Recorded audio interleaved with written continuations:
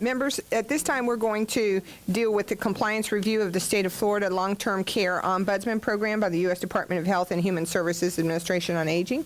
There was a complaint made to the federal government, the U.S. Department of Health and Human Services Administration on Aging, and that complaint triggered an investigation on the part of the federal government into the termination of the State of Florida's Ombudsman and the propriety of that termination, and then the propriety of the duties that have been changed, or the political pressure that was put on the Ombudsman. And the federal government specifically found that the Ombudsman and the Department of Elder Affairs in the State of Florida was not in compliance with the Administration on Aging policies for the federal enactment of the Ombudsman program.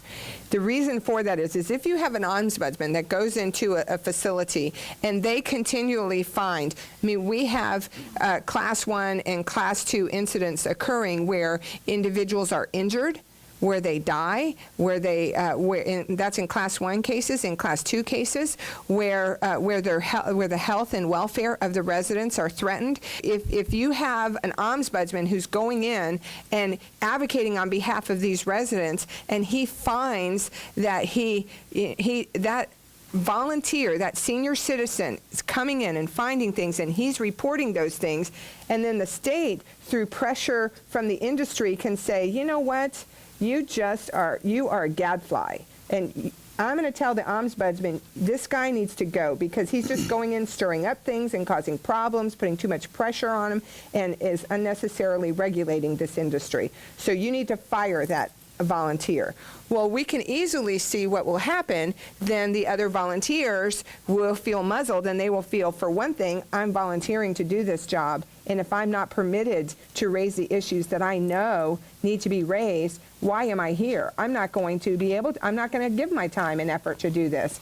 And then they're going to be intimidated. The volunteers must be approved by the ombudsman, and there shouldn't be any other approving entity. And I agree with that, by the way. We are going to develop those uniform policies assuring that the designation is the sole proximity of the state ombudsman. I'm 110% with where the Administration on Aging is suggesting we should be. It's very important that the ombudsman and the Corps of Volunteers remain independent to the degree that they can be. I think that with the independence that I think in the compliance review and the corrective action that the department is taking, I'm very, very hopeful that the volunteers will feel the freedom to act in accordance with the federal designation and the authority that they have. I guess I have heartburn from all of this because I don't understand how this can work when the person is appointed through the governor and then DOEA. So what kind of plans do you have in place to find a balance here and allow for the fact that the ombudsman is supposed to give us that kind of testimony and information and provide that advocacy for us? We have agreed to coordinate the ombudsman's registration as a lobbyist. That should happen this week.